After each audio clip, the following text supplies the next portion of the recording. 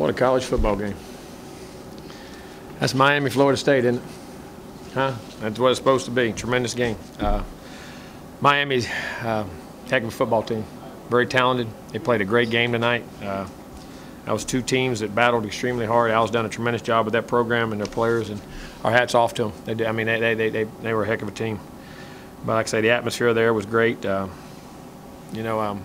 about our guys, just amazing. I mean, what a special group of guys. And everybody talks about this team. It doesn't do this, it doesn't do that. Measure this team for 60 minutes.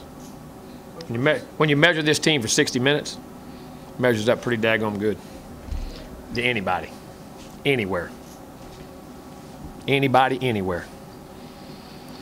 Everybody has flaws, But this team, what we've done here is they believe in each other, they love each other. They're a family. They play for each other. They never panic. They look each other in the eye. They handle the next play. They get it down. They whittle it down to 3. If we're down 3 scores, go to 2 scores, get it down to 1 score. Just take care of your business. They're able to execute. Now, like I say, we need to play better early, no doubt. But that's what this team does. It's accountable to each other, and it plays for each other. And that's how you define success to me, is when you have a family that loves, trusts, and believes in each other and cares for each other and plays. Because if that's not what this game's about, then we've all missed the boat.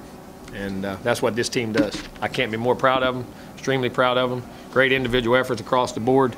From what we've done there, we had our mistakes, but Miami caused those mistakes. They jumped on us very early. We had a critical turnover on a kickoff. We had one right there before the half. The guy made a great play over the top, and then we come out in the first drive, the second half. We're down there to get points and have a turnover. Have 3 turnovers on the road and still be able to pull it out. That's an amazing feat. And but I give Miami credit. They made those plays and they did that. They got a very good football team, and they coached a great game. But our kids battle and play, and our leadership, and Jameis the way to battle back and do what he did, and Dalvin to come back after a critical fumble in the second half to he had 2 big runs in the game, played tremendous. Carlos and Kermit come out. Getting Kermit back in. I said this week in practice, I said, this guy's ready to play.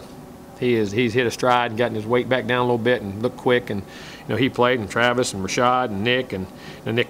We were banged and bruised. Casey kicked the ball well, and of course, old Roberto hitting those big field goals, keeping us right in there. And then again, our defense made tremendous adjustments at halftime. Played a whole different set of rules and plays, defense in the second half, and changed everything. Made some great calls. Because they had done some things in that 2 weeks that schemed us up and did a great job. Coley did a great job in that regard. So, but our guys made adjustments, and we did what we had to do. Very proud of them. Questions? Why do you think the trend of you guys starting slow? I don't know. It's just what we are. It's our personality. Jimbo, the decision to move Cam to center and start with your running left tackle, why was now the right time? No, because you had to develop, and the left tackle was ready to play. In the last couple of weeks, he had put himself in a position ready to play. You never know when those freshmen are ready. And he's an extremely talented young man. And Cam, we work him every Monday. And he always asks me every Monday, too, why is he playing center? And I said, no, we're working for a rainy day, and we're looking for the future, and we have plans too. And what we want to see. And we thought it could give us a chance to get some. And Brian Hofield did a tremendous job inside. And Austin Barron's coming back. We got him ready, but he gave us a lot of size and mass and athleticism in the interior.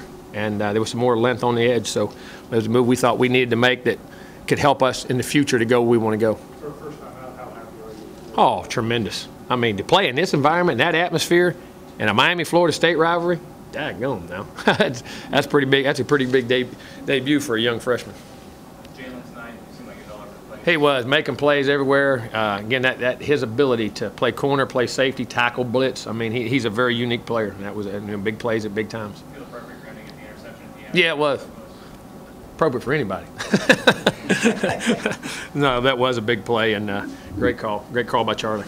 Talking about the play to Carlos, a deflection, and how that changed. Well, he was reading underneath, and like I say, ball wasn't bouncing our way, and that's why I say ball bounces your way. We had our stick route, and the linebacker got his hand in there and tipped it, and he was the underneath leak route. When he tipped, he knocked it right back out to where he was, and the ball bounced our way. And sometimes you got to have a little luck.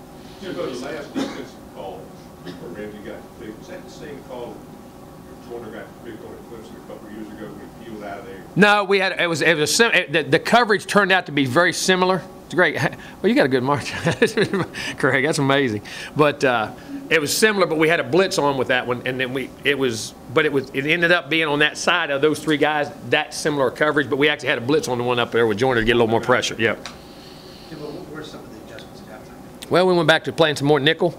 They were getting us in green and isolating. Their tight ends are very athletic, so you get in green, we get in the heavy package in to stop the run. They were spreading that and going empty out of it, and they were isolating their tight ends on our backers a little bit. and had a little mismatch. So we made that change, went back to a different personnel group, and then give them a whole different set of calls to be able to mix in there. That's why personnel groupings and all that's very critical. How impressed were you with Kaya's play in the first? Oh, that guy's a heck of a player, man. He's a really good player. Very composed and poised, and Coley, they've done a good job with him. He's a good player. Jimbo Dalvin coming home, true freshman, 2 big touchdowns. You haven't been there before. And we did, and brought him back in there and have a critical fumble. I mean, to bounce back. I mean, a freshman, that's 2 weeks in a row he's had critical fumbles. But again, that's kind of resiliency, and we took him out, got his breath. Hey, we're gonna give you another chance. He got back in there and made those runs. But we felt we could run the ball, but we were behind the whole time, and we got hot. So, it just didn't get a chance to run it as much as we wanted to. But that was critical. Boy, 2 big runs right there at the end. What has allowed this personality to develop this comfort? Well, obviously the quarterback, but when you look at the team as a whole, what is It's the culture of our organization. It's not. It's the way we do things. It's the way It's all the things I talk about, the things that you never see, all the off the field things, all the things we do as a team, as an organization, as a school to provide all those things. What you see today, you could never come there and see. It's an accumulation of what a team does in the off season, all those things. That's all the blood, sweat, and tears. That's where that comes from. Not on the field in practice. That comes in the off season before it ever get to a field. And I believe in those things wholeheartedly. That's why we spend so much money in our support systems to develop and get these guys how to think, how to play with Trevor and all of our guys in the offseason with sports psychology and the player development, which I say is the most critical thing in college sports today, of changing these guys' minds to get them to think as one and not as individuals.